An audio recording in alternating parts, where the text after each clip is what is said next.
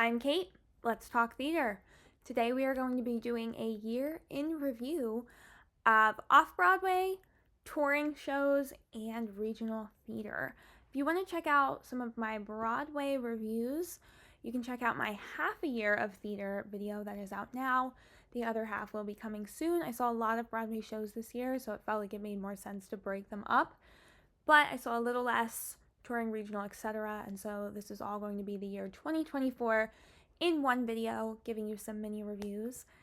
Let's jump in because I am very excited. First up, we have Ain't Too Proud. This was in Philly, which is my touring destination, kind of my main touring destination. I should mention too, when we're talking about Philly, we're talking about Ensemble Arts Philly. Ain't Too Proud was insane. This was a show that the whole family went. This was the very top of January. This was a really great show. I feel like a lot of the bio musicals about, musicians using their work, they feel like the thing to bring the family to when they are in town for the holidays. This was nuts. This was opening night for my destination. You would have thought that the Temptations resurrected, came back to life, and hopped on that stage because the crowds were insane. They were so insane. The energy was just not to be matched. It was crazy. It was a lot of fun. And even as somebody who didn't know a lot about the Temptations, the whole group from I think 19 years old to 55, everybody knew something. Everybody knew a song or two without even being a fan. So this is a really great musical. Everyone is going to know at least some of their hits.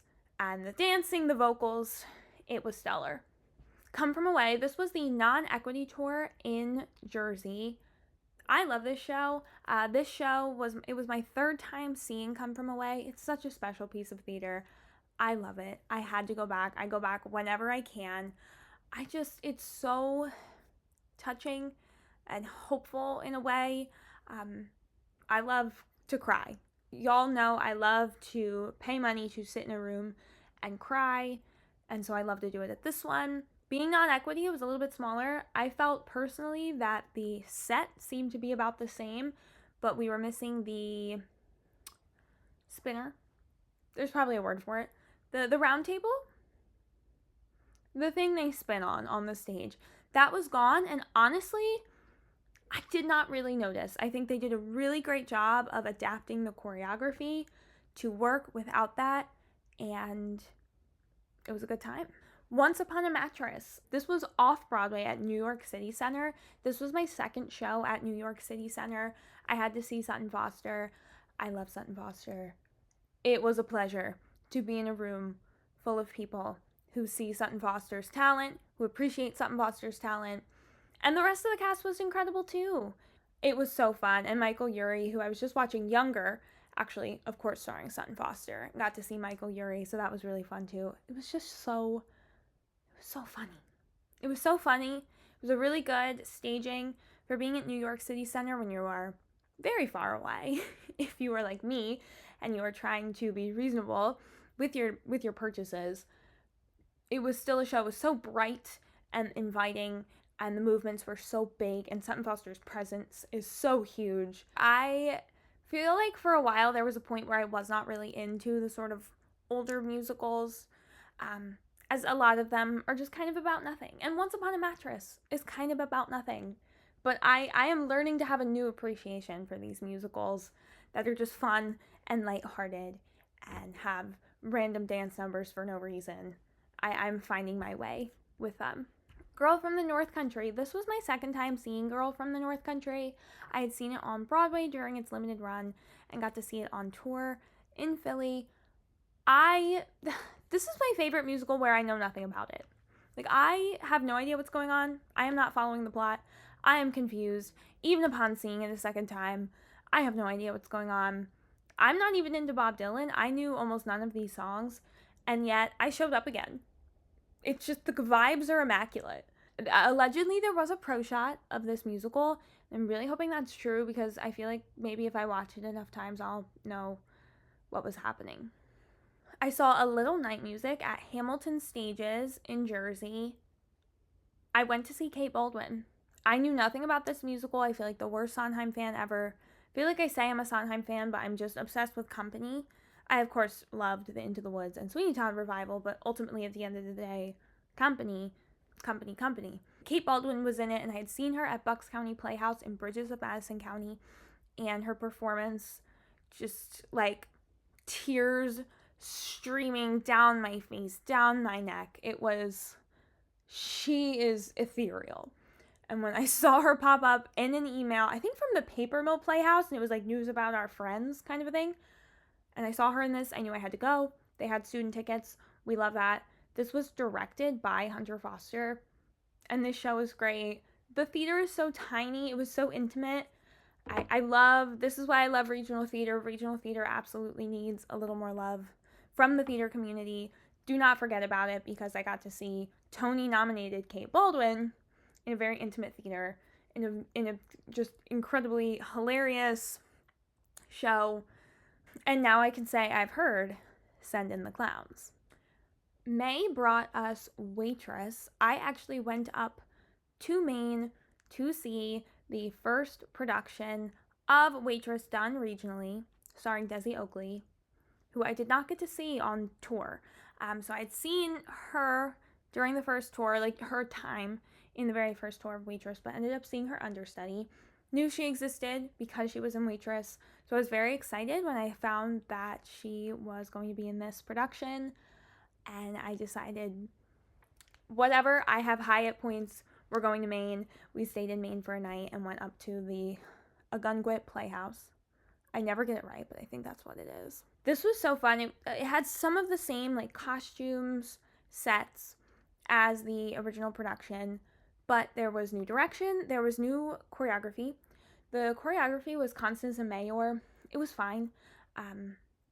I felt like the choreography was not super different from the original production. It didn't feel like it gave me anything more. Waitress is a show that I feel like is very deep in my brain, and so I can have some of these thoughts because I know the original production pretty well. And the direction is what really stood out to me. There was a moment in What Baking Can Do where instead of just showing her parents, they showed little Jenna. Of course, it's the actress playing Lulu later in the show, but little Jenna came out to comfort her mother, and it just actually like hand to heart. Like I literally it hurt. Like it hurt me so bad.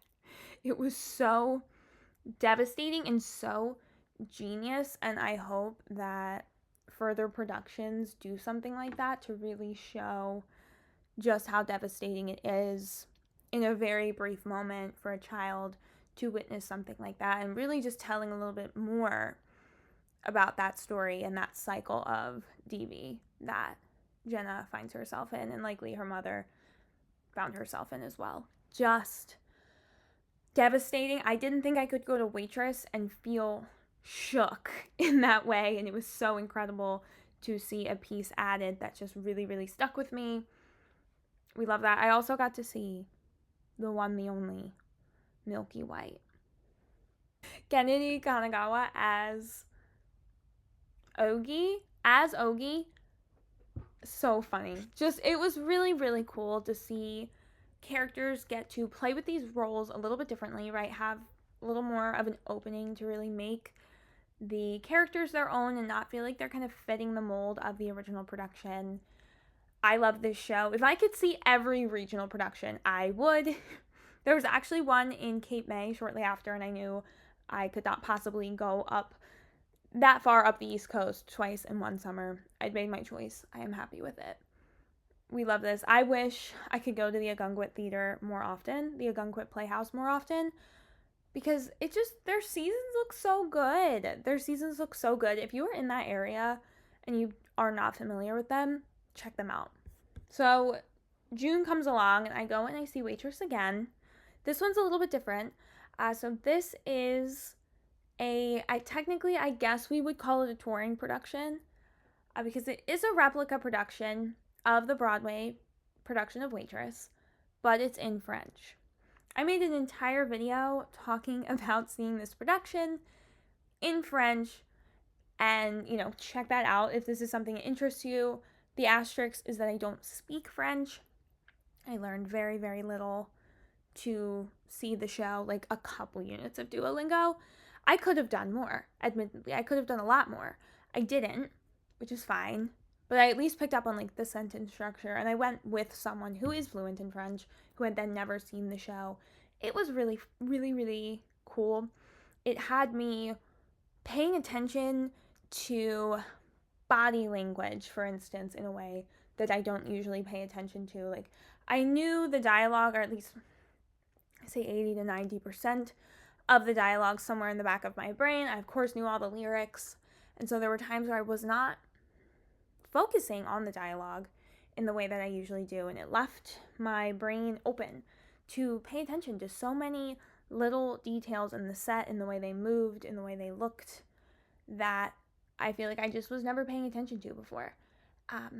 So I would definitely recommend, like, if there's a show out there that you feel like you could get through in another language, I feel like that it just gave me a really different perspective on a show that I already love so much. Next, we have Beautiful at the Paper Mill Playhouse. I love this musical. Every time it toured the Broadway production, I think it came through Philly 3 times. I saw it each time. I don't know why I love this show so much, but I do. This was a regional production, so the Paper Mill put this on. I had a good time. It's beautiful. I enjoy it. I didn't find particularly from my memory that there was anything that super stood out to me, any choices that really stood out to me. This was my first time seeing a production at Paper Mill that I had already seen elsewhere. It was something to do for the summer.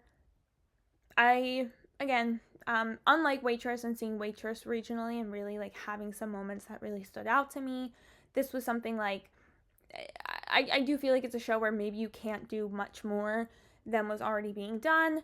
Beautiful is being done all over the place regionally. So I had a good time. I had a good time because how can you not? It's Carole King. Gatsby. It has been 6 months since I saw Gatsby at the American Repertory Theater, and I feel like I'm still processing. It is the most incredible piece of theater I've ever seen. I will watch very, very closely where this ends up next. I am really hoping, beyond hope, that we get a concept album, that we get something. I do think that because The Great Gatsby is out there, Gatsby is going to have to do something to really like differentiate themselves and like build their own brand. And here's hoping that a concept album is one of those things. I could see them also just calling themselves something different, like an American Myth, rather than Gatsby. I think that's ultimately what it is. It took this classic story and brought it into why does it still matter to us now in our own post-pandemic society where we are becoming more and more conscious of class and class structure in our society. There wasn't a moment where I wasn't just blown away. Like, I think I just sat like tense, but not tense in a bad way, just like so like it just so zoned in, of just like I didn't even want to breathe because I was just so locked into what was happening in front of me. And I see a lot of good theater. I see a lot of theater that affects me in many different ways, that feels like it is important, that feels very emotionally charged, but this was just different. And again, I feel like I'm still processing. It's a show that I wish I could go and see over and over again. This was in Boston. I'm not near Boston. This was another night trip to go see this show. So that's why I'm really, really rooting for some sort of something to come out from this show, because I need it. Personally, I need it. POTUS. POTUS was so funny. This is POTUS at the Arden. I had not seen POTUS on Broadway. It was something I was aware of, I was intrigued by, but just never got there. And I ended up seeing it twice, about a week and a half apart at the Arden, because it was so funny. I had to go back and I had to bring someone else. I love the Arden. They are doing good stuff. They also have great sales. They are in Philly. I love them. This show is so funny. I think it was just so good at ultimately being like funny, being like a farce, being led by all women, which is a lovely thing to see, especially to see a farce led by women. I loved that. And to be a show that touches on a feminist message, on political messaging, but it feels like that's the lens in which it exists. I feel like a lot of the time, theater, especially theater on Broadway, is trying to say something, and especially when it comes to feminist messaging. And it felt like this was really good at like sprinkling it in. It's there. You can feel it. But it's not, it doesn't feel artificial. And I loved that. And I loved that ultimately this was just so funny. Just laugh out loud funny. And I'll just say it was a very interesting time in October to see a show called POTUS, or Behind Every Great Dumbass Are 7 Women Trying to Keep Him Alive. There you go. Hamilton. It's Hamilton. What is there to say? This was my 3rd time. I've seen it each time that it came through Philly on tour. So this was at the Ensemble Arts Philly Theater. The theater is the Academy of Music. The company is Ensemble Arts Philly, formerly known as Kimmel Cultural Campus, formerly known as the Kimmel Center. It's Hamilton. Hamilton is a show that I remember before I saw it, when it first toured in 2019, I thought, whatever, the whole album's out. I don't need to see it. And then I saw it. I was like, of course I need to see it. I should have seen it. I'm silly. It's totally not overhyped. Like, it's Hamilton. And then I feel like since the Pro Shot came out, then I thought, the Pro Shot's out. I've seen it. I don't need to see it again. And then the second time it toured, I won the lottery. I sat 2nd row and realized it doesn't matter if the Pro Shot's out. I need to see it again. So when it came around this time, I went to see it again. The tickets were pricey, don't get me wrong, and I was spoiled by the lottery being 2nd row, so I did want to sit closer. And it actually got me to sign up for a flex subscription, so a flexible subscription package through Ensemble Arts Philly. Definitely look into it. There's plenty of shows left in the season, and this was a really great way for me to be a subscriber and get these discounted tickets and buy them early, so I could try to get like the best seats of kind of the different price brackets, but not have to commit to shows that I didn't want to see, which was part of what had kept me off of going on a subscription before. It's just rare that I want to see a ton of shows, and the subscription package specifically that I got was a minimum of 4 shows, which is the exact number that I was hoping to see. Ragtime. I saw Ragtime November 6th in the evening. Do with that what you will. This show was intense to see on that date. And for the sake of YouTube and the algorithm, I am not going to get into it any more than that.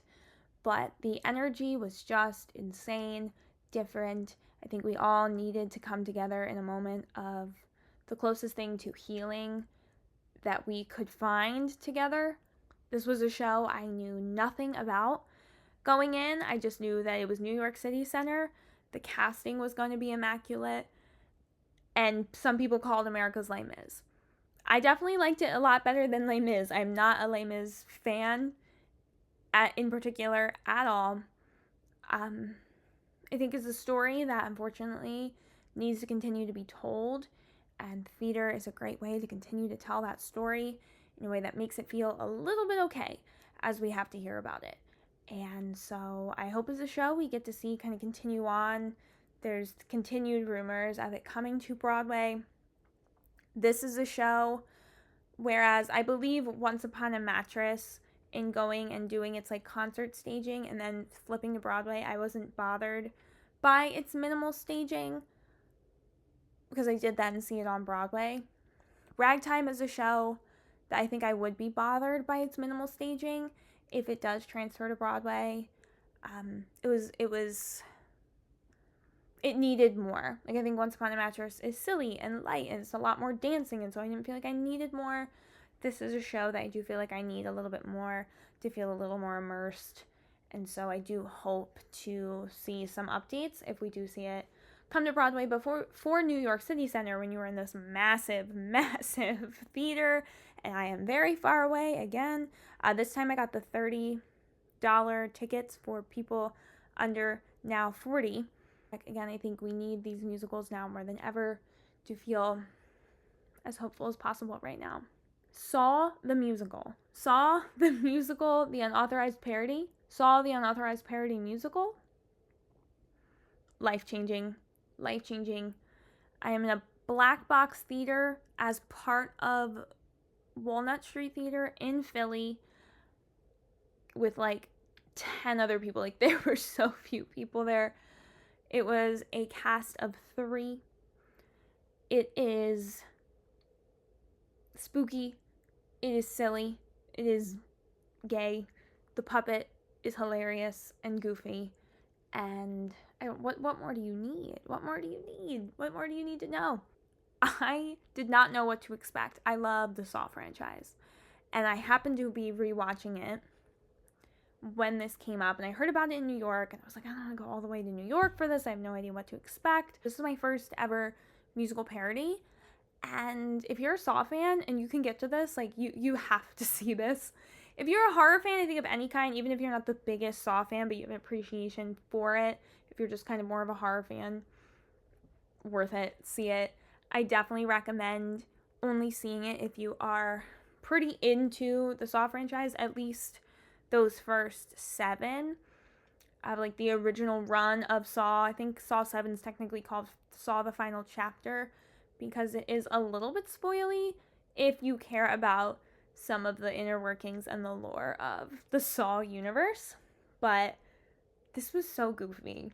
I needed something uplifting. After Ragtime, 2 weeks later to be seeing Saw the unauthorized musical parody is exactly what I needed. I realized what's funny is that's it. I did not think I was ending on Saw. I didn't even realize that. I have my calendar in front of me. So that's it. In conclusion, Saw.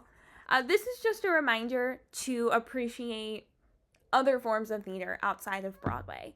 That the talent is incredible no matter where you are seeing theater. Whether you're off-Broadway, you are seeing a tour, you are seeing a regional production. These are actors. These are working actors. These are professionals. These are people getting paid. These are people that have done Broadway and are now doing regional.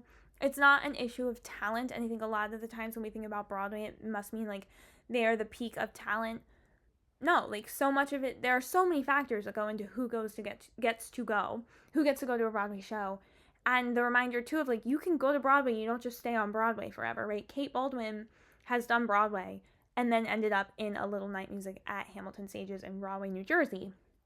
I definitely feel lucky to be up and down the East Coast and getting to see these Broadway stars, Broadway actors, and plenty of people who are incredible and who I feel just as dazzled by, who I've never seen on Broadway, or maybe have never been on Broadway. Maybe they've only done regional work. Again, it's not that they are, it's not a tiered system here. And I think that's something really to keep in mind, because I think in the theater community, especially online, it's Broadway, Broadway, Broadway, Broadway.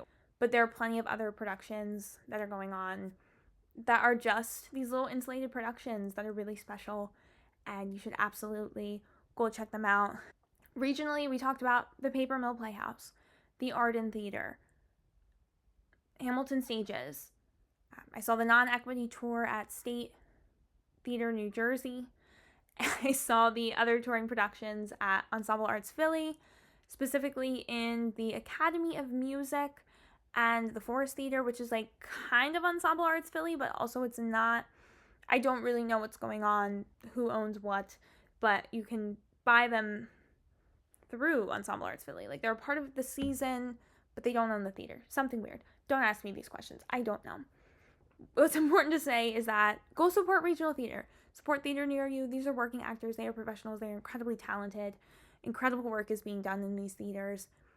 And go see your tours. It is so important to keep in mind. The tours are of the same caliber as a Broadway show. It is the same sets, the same choreography, the same direction. Sometimes some of the same casts, don't look down on tours. I think a lot of people think, again, that it's like this tiered system and it's not going to be as good as the Broadway show. Yes, sometimes changes have to be made for practical reasons. For instance, Beetlejuice special effects changed and some set changed. Hadestown set has to change because on Broadway, Hadestown goes into the floor. Can't exactly do that at random touring houses, right? Like, there are changes that are sometimes made. Moulin Rouge did part of their tour basically the same as Broadway, but then scaled down their production for smaller houses. Like, there are changes that are being made, but the changes are made practically and with kind of logistics in mind. But ultimately, it is as close as possible to the Broadway show. You are seeing a show of the same standard, of the same quality. Put some respect on these tours. Put some respect on these regional shows. And don't forget our Off-Broadway girly. Just New York City Center this year for me is where I got my Off-Broadway from. I love New York City Center. They are always getting the most incredible casts. I trust every decision that they make. And definitely get the tickets fast because those tickets go. I think that is a big thing I've noticed with the regional and the Off-Broadway, especially the regional. Get the tickets ASAP. Gatsby's prices I didn't get for like 2 days, and the prices changed so much. I spent much more money than I expected to go see Gatsby. I don't regret it. It was incredible experience. I would pay that and more.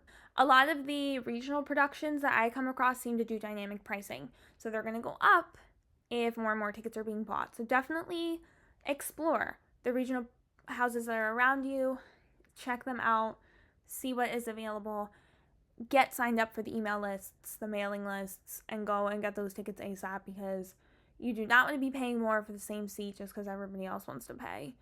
Get in there. All in all, that is my year in theater for Off-Broadway shows, Broadway tours, and regional theater. Thank you so much for joining me today. I still kind of can't believe that I ended on Saul. I was not expecting that.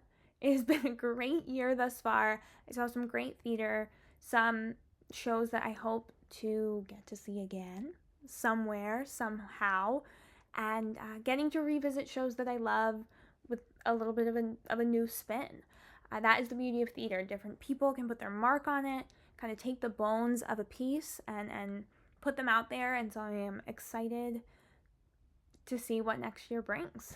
If you had a good time, if you enjoyed what I had to say, if you want to know more about some of these shows, as I just did, just a bit of chatting, I am happy to share more. I want to know your thoughts. Did you see any of these productions?